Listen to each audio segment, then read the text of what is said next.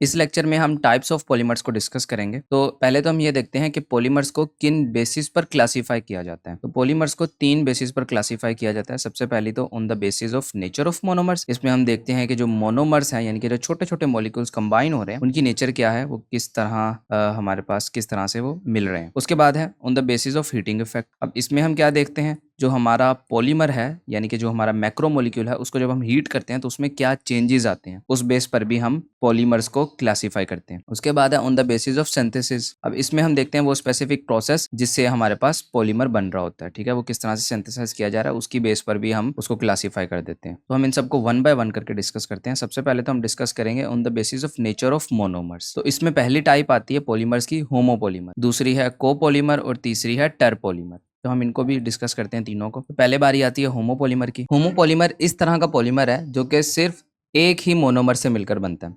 यानी कि इसके अगर हम एग्जांपल देखें तो इसको एग्जांपल से हम ऐसे समझ सकते हैं कि देखें यहाँ पर हमारे पास विनाइल एसीटेट है और इसमें अगर हम देखें तो हमारे पास n number of vinyl acetate के मॉलिक्यूल्स हैं और यही मॉलिक्यूल्स आपस में कंबाइन होकर लॉन्ग चेन्स बना रहे हैं, ठीक है, इस तरह से ये लॉन्ग चेन्स बना रहे हैं।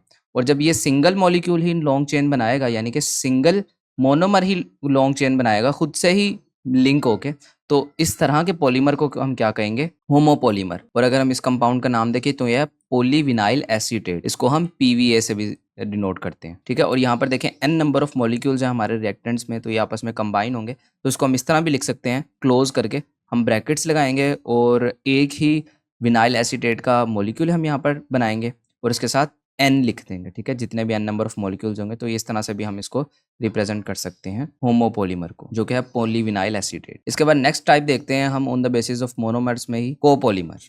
अब कोपॉलीमर एक ऐसा पॉलीमर होता है जो कि 2 मोनोमर से मिलकर बनता है। एग्जाम्पल में हम इस तरह से समझते हैं, देखें विनाइल एसीटेट अभी जो हमने यूज़ किया है पीछे, अब इसी के साथ हम एक दूसरा मोनोमर जो कि है ब्यूटाइल मेलिएट। अब ये दोनों जब कंबाइन होते हैं तो इनकी लॉन्ग चेन्स इस तरह से बन जाती हैं कि ये एक कोपॉलीमर बना देता है। अब अगर इसमें हम देखें तो ये जो है हमारे पास, ये कहाँ से आया, ये विनाइल एसीटेट से आया और इसके अलावा जो ये मॉलिक्यूल आप देख रहे हैं, ये मॉलिक्यूल आया है ब्यूटाइल मेलिएट से। तो इस तरह से ये चेन्स रिपीट होती जाती हैं और ये लॉन्ग चेन्स बनाती हैं और इस तरह के पॉलीमर को हम कोपॉलीमर कहते हैं, क्योंकि इसमें 2 मोनोमर्स कंबाइन होकर पॉलीमर बना रहे हैं। अगली टाइप है टर्पॉलीमर। अब टर्पॉलीमर में क्या होता है, हमारे पास 3 डिफरेंट मोनोमर्स मिलते हैं और एक पॉलीमर बनाते हैं। जैसे कि हमने प्रीवियसली डिस्कस किया कि कोपॉलीमर के अंदर 2 डिफरेंट मोनोमर्स मिलते थे, लेकिन अब टर्पॉलीमर के अंदर 3 डिफरेंट मोनोमर्स मिलते हैं और एक पॉलीमर बनाते हैं। तो इसकी अगर हम एग्जाम्पल देखें, हमारे पास 3 मोनोमर्स हैं, ब्यूटाइल एक्राइलेट, मेथाक्राइलेट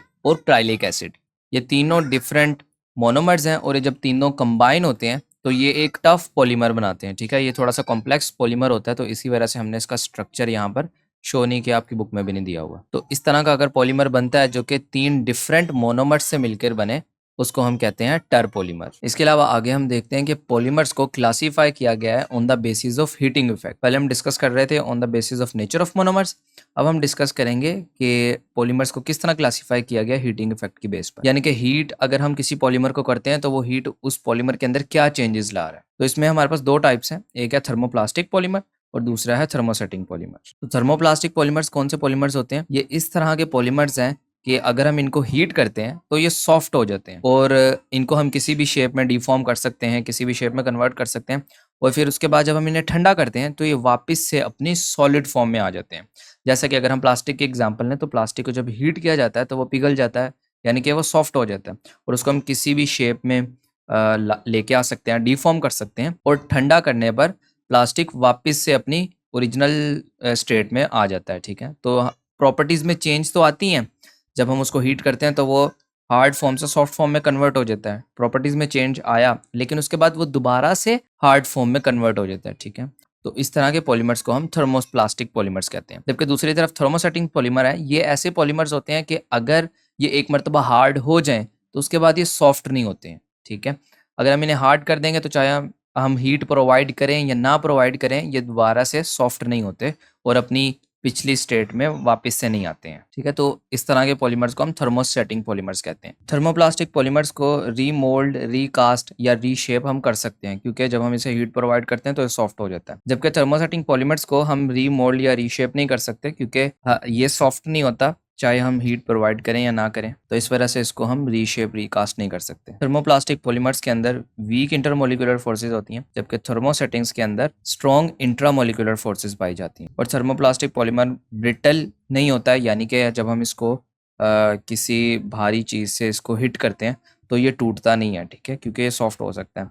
और इसके अलावा जो थर्मोसेटिंग पॉलीमर है तो ये मोर ब्रिटल होता है, अगर हम किसी हार्ड चीज़ से इसको हिट करते हैं तो ये टूट भी सकता है। थर्मोप्लास्टिक पॉलीमर सोल्यूबल होते हैं ऑर्गेनिक सॉल्वेंट्स के अंदर, थर्मोसेटिंग्स इनसॉल्युबल होते हैं ऑर्गेनिक सॉल्वेंट्स के अंदर। और थर्मोप्लास्टिक किस तरह से बनते हैं? बाय एडिशन पॉलीमराइजेशन, और इसके अलावा थर्मोसेटिंग बनते हैं बाय कंडेंसेशन पॉलीमराइजेशन। इन दोनों को हम एडिशन और कंडेंसेशन को आगे चल के डिस्कस करते हैं डिटेल, ठीक है। तो ये दो टाइप्स हमने डिस्कस करी on the basis of heating effect. अब नेक्स्ट हम डिस्कस करते हैं on the basis of synthesis. अब इसमें दो टाइप्स आ जाती हैं, एक एडिशन पॉलीमराइजेशन और एक हो जाती है कंडेंसेशन पॉलीमराइजेशन। अब इन दोनों को हम नेक्स्ट लेक्चर में डिटेल से डिस्कस करेंगे।